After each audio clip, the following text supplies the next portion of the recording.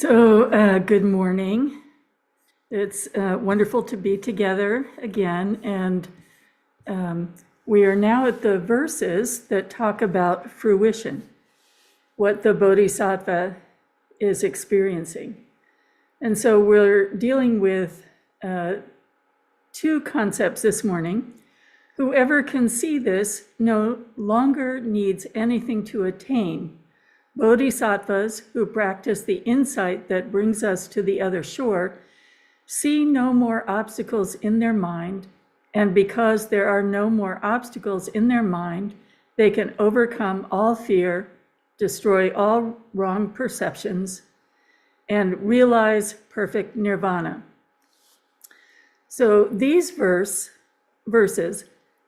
are said to help us dissolve the last subtle attachment, which is the attachment to wisdom, to help us understand that samsara and nirvana, the relative and the absolute, are equally empty.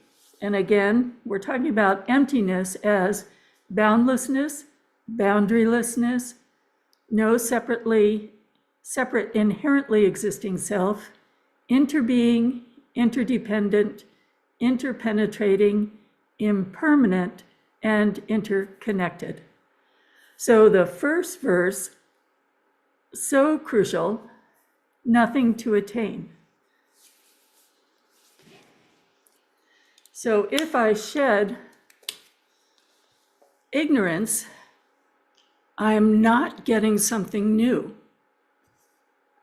I am not attaining something. I am shedding something.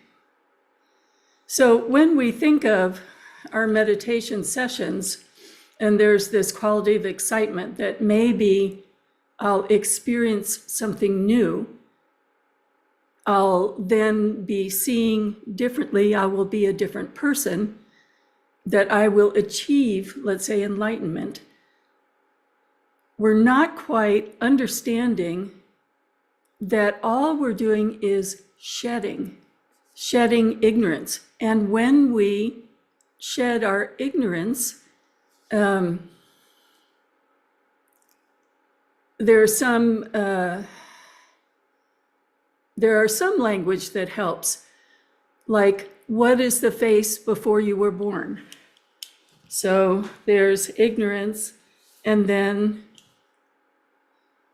before you were born. Or in the Tibetan tradition, we often say naked awareness. So clothed, obscurations gone, naked awareness. So it is a clarity and understanding that is unobscured. So obscured and unobscured due to the shedding of ignorance. So you can think of what it's like when you have all your winter clothes on, the weight of all of that,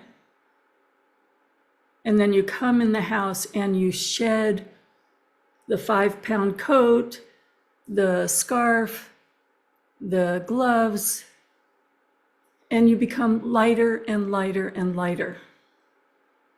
And there is also verses that talk about coming home. There's a familiarity of coming home, not, oh, I've got something new. So let's just sit with that for a second, that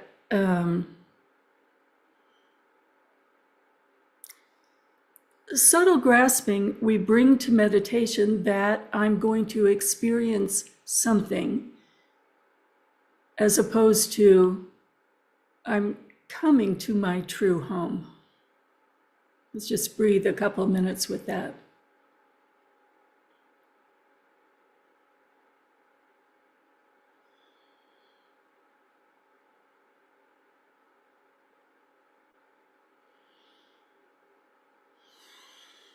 Think of how relaxed we can be in meditation if there isn't that subtle grasping towards getting something. rather that exhalation into relaxing, coming home.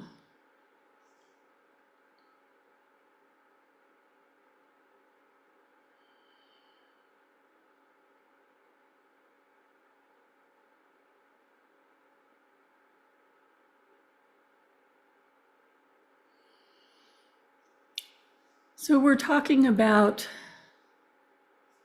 a kind of clarity, a kind of realization beyond conceptual thoughts.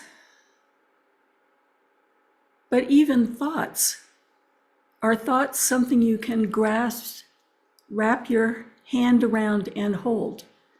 An attainment is something you get.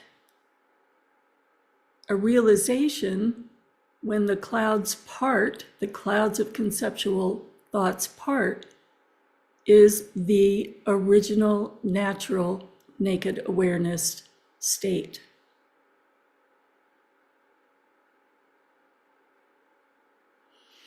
Another way to think about this, another example, is to think about when you're seeing a movie. And when you're really absorbed into a movie, you get mad, you cry. You know, it's almost as though you can reach out and touch it. The characters are as real to you as your family. We are just totally invested. But when the causes and conditions change, when the light going through the film, arriving on the screen, when that system stops, it was never there. It was there, we experienced it, but it doesn't have an inherent reality. It has the relative reality when the causes and conditions are working together, but when they're gone, it evaporates.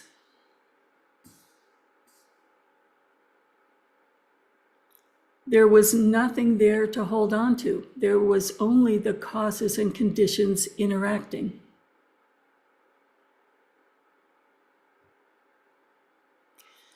When the causes and conditions stop, we stop crying and we go, oh, it was only a movie. There's a more clear seeing of your whole absorption.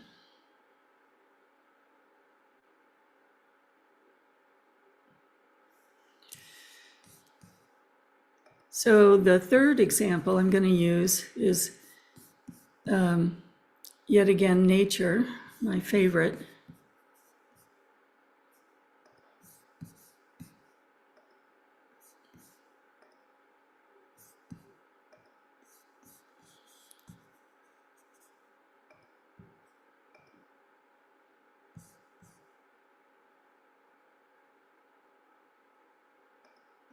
Okay, so the top slide is just before dawn. And remember that line we were saying at the beginning of the opening prayers, may confusion dawn as wisdom. So pre-dawn, we really can't see anything clearly.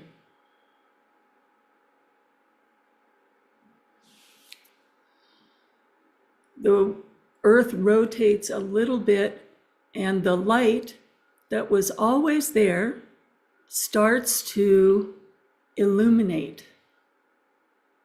And the light dispels the darkness. Wisdom dispels confusion. Everything that the light illuminates also was already there. It didn't change, it just becomes more apparent.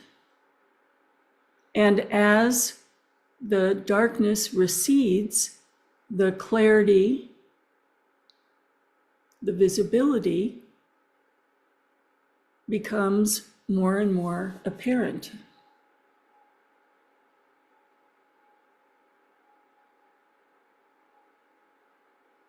The process of the wisdom, light, dispelling confusion, revealing what was there all along. The light itself was there all along. It only seemed to arise because the world turned. And yet, all of a sudden, there is a clarity. So nothing has been achieved or obtained in the sense of getting something new. The darkness has receded, the illumination of wisdom increasing until there is complete clarity.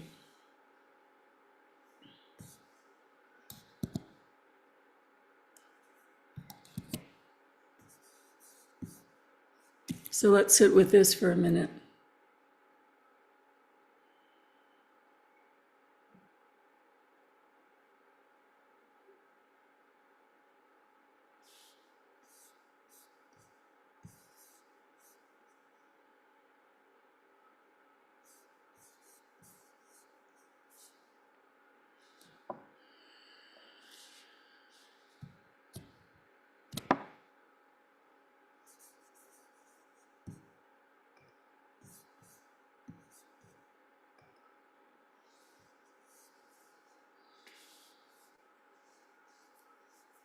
So the subtle attachment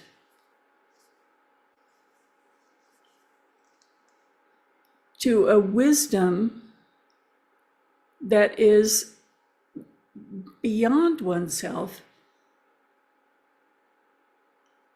starts to be contradicted by this verse. The wisdom, or our Buddha nature, has always been there, and the shedding of the ignorance makes that wisdom more and more apparent.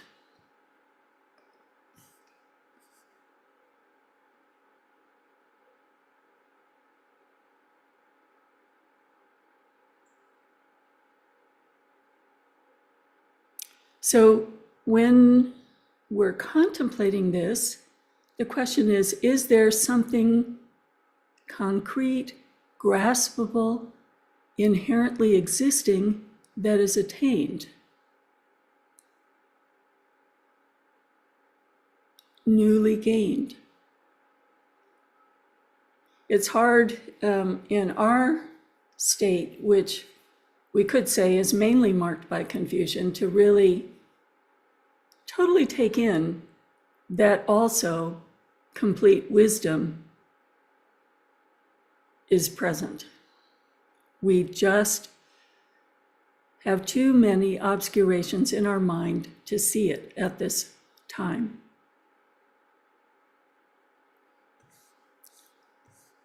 So the second part of this verse talks about, well, what is it like then for the bodhisattvas when obscurations are cleared and they've overcome all fear?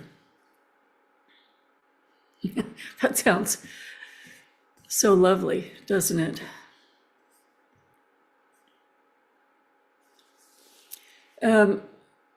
When we're talking about this, bodhisattvas are another stage, so they're not quite yet Buddhas. There is this subtle attachment to wisdom that they don't experience in sitting meditation, in samadhi, but they do experience in post-meditation. So when they're not on the cushion. And this is the last obstacle that they're shedding. So when they're sitting in meditation, they're very similar to a Buddha.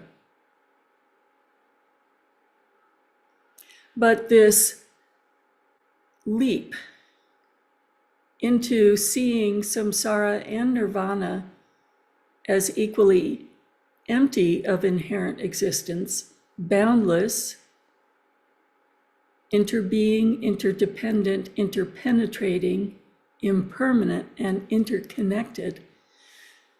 To function in this way takes an incredible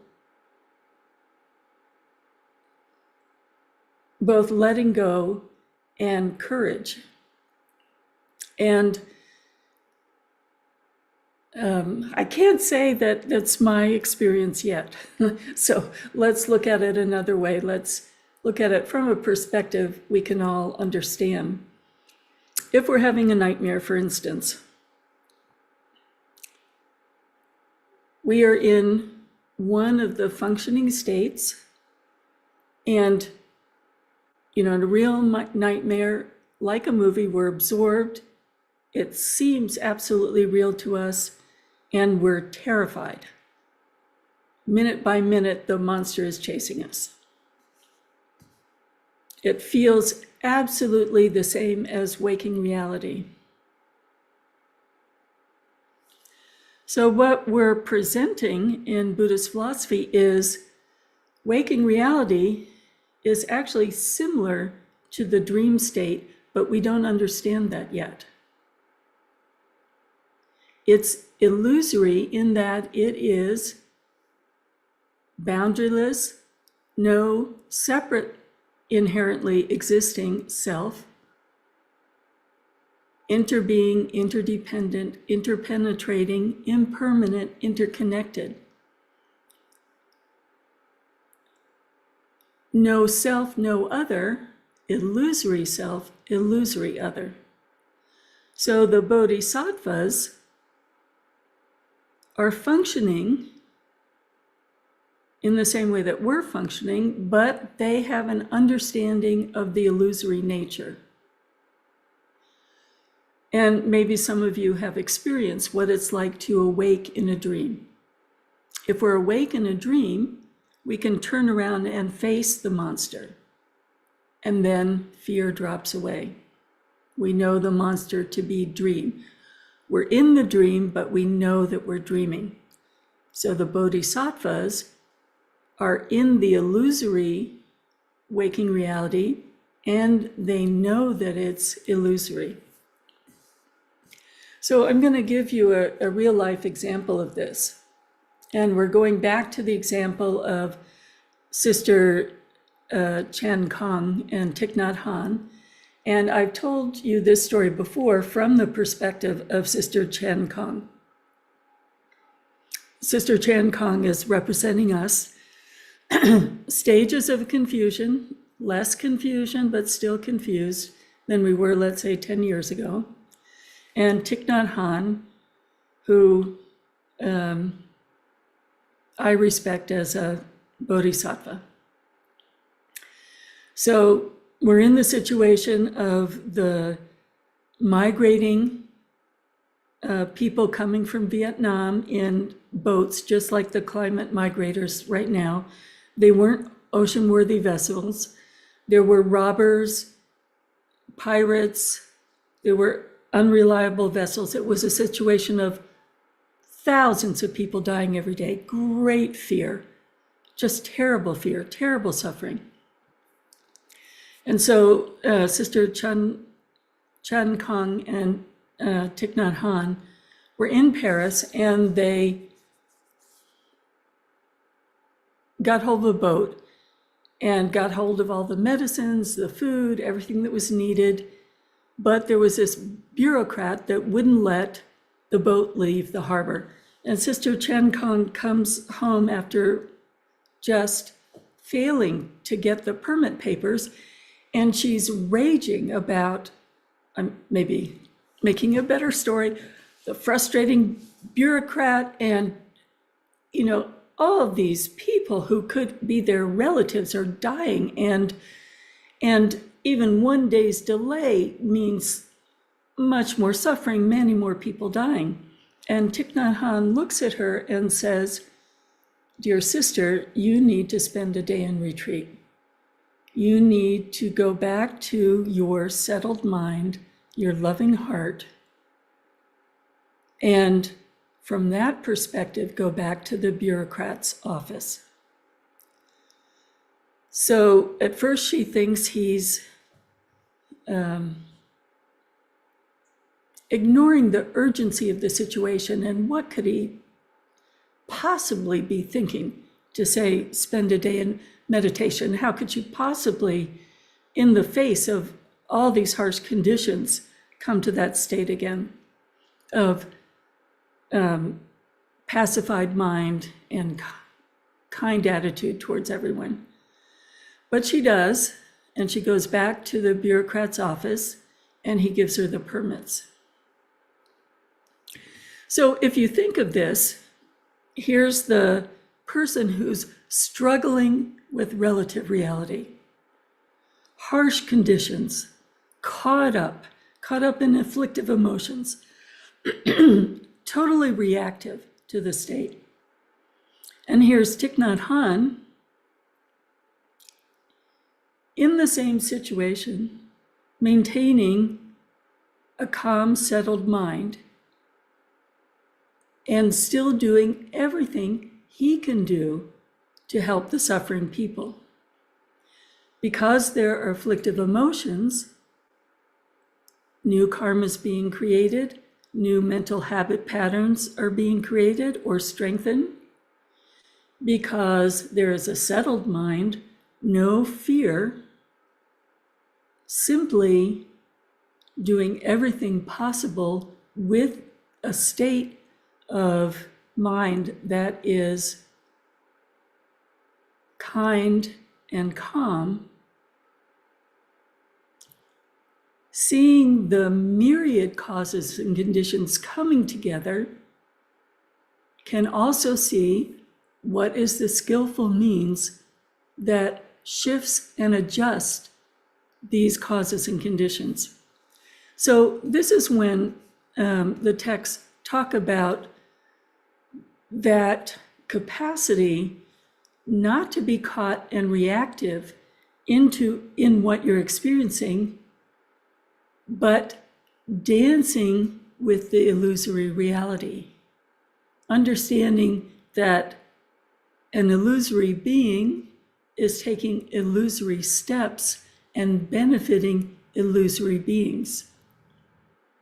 The boat went out, people were rescued, but they're two different perspectives. Struggle, dancing.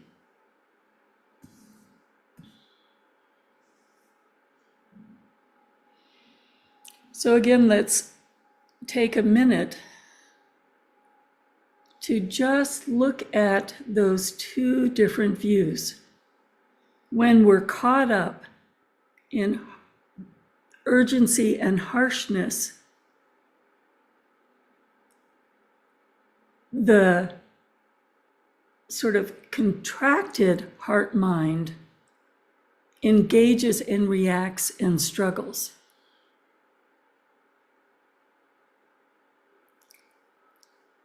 If we could see a little more clearly, and we will, we're progressing towards that all these causes and conditions are coming together, all the factors are illusory, impermanent, interdependent, interpenetrating, that struggle and reactiveness softens into wisdom dancing with impermanence, holding a mind of clarity and bliss.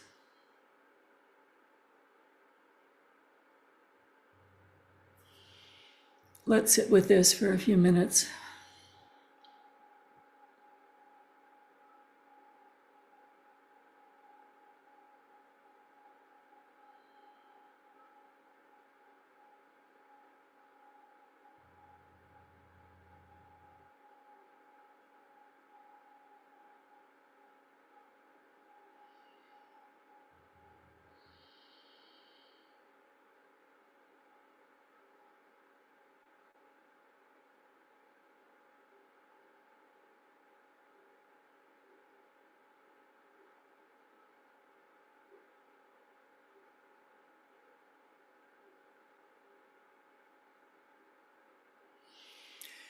We could think of the Bodhisattva watching through a kaleidoscope. The causes and conditions either settle or they don't.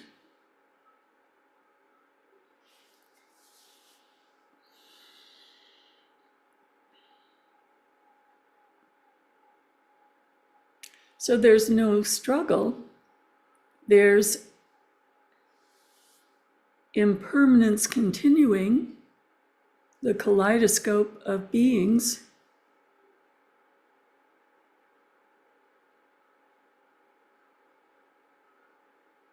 Inseparable, momentarily coalescing,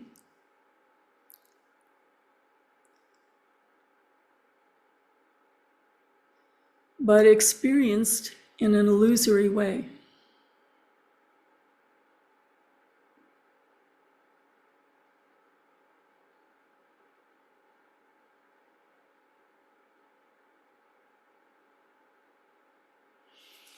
And I think the expression of this in my life has been watching His Holiness Chetsang Rinpoche. I've known him for almost 30 years now. And, at all of these gatherings, these big gatherings, he generally uses the occasion to present a vision. And he doesn't make it happen. He doesn't struggle with it. He doesn't force it. He allows the causes and conditions to coalesce. If they coalesce, that part of the vision arises. If it doesn't coalesce, it's, the causes and conditions haven't come together yet. And there is no fear present. There's more, I will use every moment of every day to put these causes and conditions together to benefit sentient beings so they can wake up.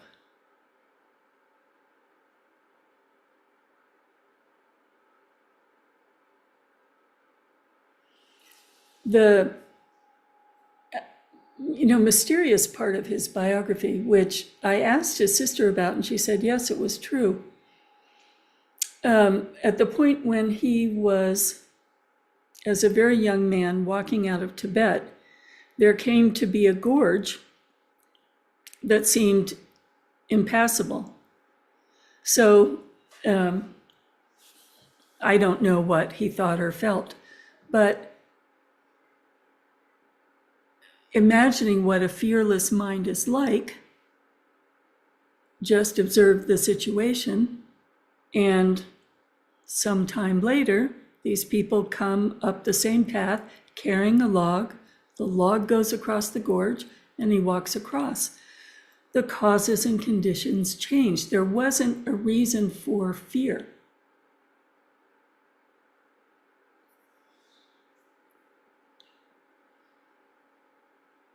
There wasn't a reason for struggle. The illusory appearances seem this way now, and being impermanent, they shift.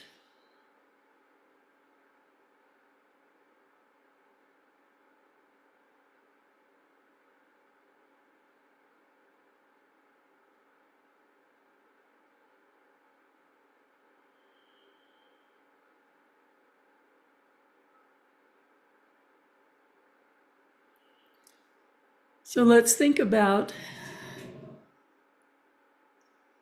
how much reactiveness overpowers our minds.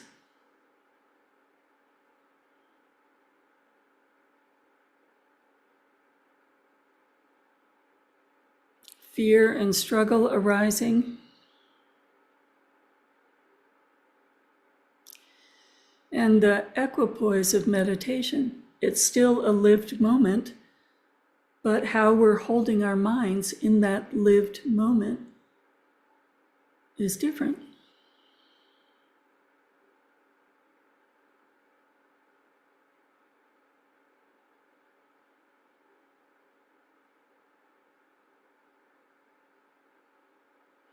the potential is always there. And it's certainly illuminating to see how much our reactiveness and our fears control us.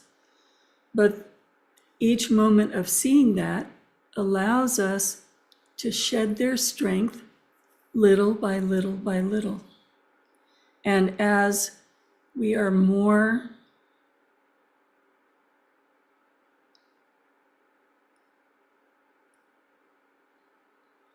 present without a controlling narrative, the more there is a natural joyfulness that accompanies that presentness. And with the clarity and joyfulness, we can see what needs to be done, what's possible for us to do, still using all our moments to benefit sentient beings.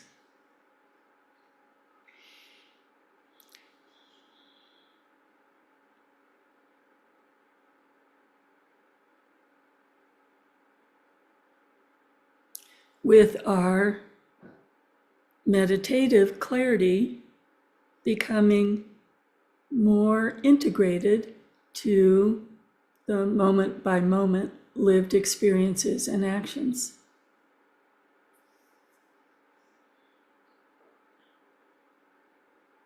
Not a rare moment on the cushion, but our natural condition as we move through each day.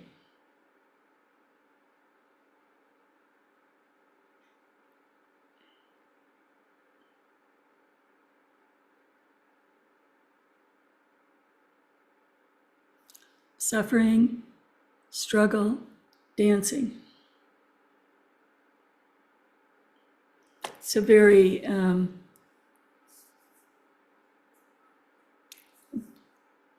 joyful teaching.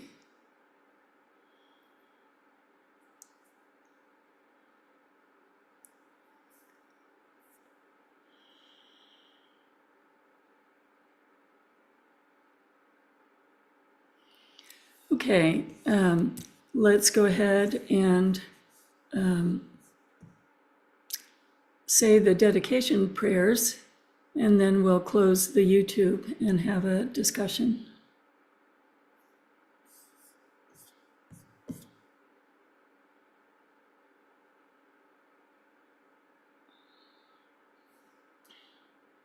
Dorji Chang Tilopa Naropa Marpa Milarepa Dharma Lord Kempopa Padmadurpa and Lord Trikumpa, please bestow upon us the most auspicious blessings of all the Kagyulamas.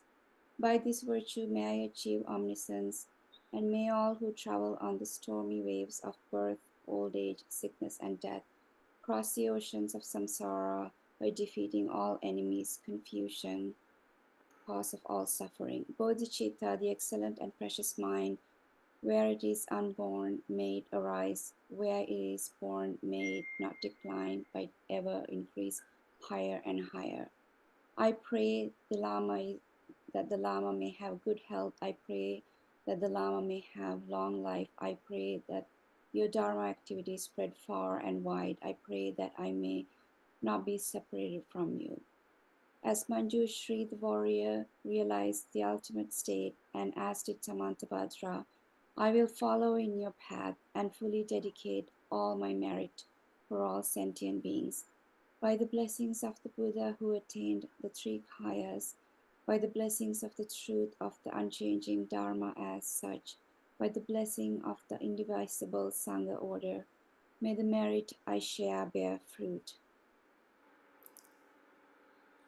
By the virtues collected in the three times by myself and all beings in samsara and nirvana, and by the innate root of virtue, may I and all sentient beings quickly attain unsurpassed, perfect, complete, precious enlightenment. May the teachings of the great Trikumpa Ratnasri, who is omniscient, Lord of Dharma, Master of interdependence, continue and increase through study, practice, contemplation, and meditation until the end of samsara. For this realm encircled by snow-covered mountains, you are the source of every benefit and bliss without exemption. Tenzin Gyatso, you who are one with Avalokiteshvara, may you remain steadfast until samsara's end. Embodiment of the three precious jewels, Padmapani, who holds the teachings of the victorious one, seeing the all-goodness meaning with the wisdom eye, may you who are the spontaneous established activities live long for hundreds of kalpas. Noble Manjushri, the Lord of Speech, who manifests to hold the teachings of the Triple Gem, who raises the lamp of the sage's teachings, may you who are the light of the Dharma live long for hundreds of kalpas. The one known in the Holy Land as Arya Deva emanated into the dark land of the eastern Tibet as Chodingpa, the heart son of Jigten Sumgun. May the light of glorious Garshan remain steadfast for hundreds of eons. Vajra Dakini Nunnery is located in the unceded land of Wabanaki people in a state that participated in transatlantic slave trade. We recognize our own contributions to the division and strife amongst people and harm to the planet through our words, actions, or indifference. Bodhicitta is ever near at hand, inspiring us to openly, fully, with compassion, listening to cries of suffering and seeing all who are struggling. We turn towards reconciliation with ourselves and with others, especially those who obstruct us, knowing that humanity is one entire fabric. All our threads are needed to make life whole, healthy, and contented on Mother Earth. We are grateful for the gift of Sangha and for the bonds of Dharma exploration that unite us. May we generate compassion and peace as we go forth today, moving mindfully, harming none.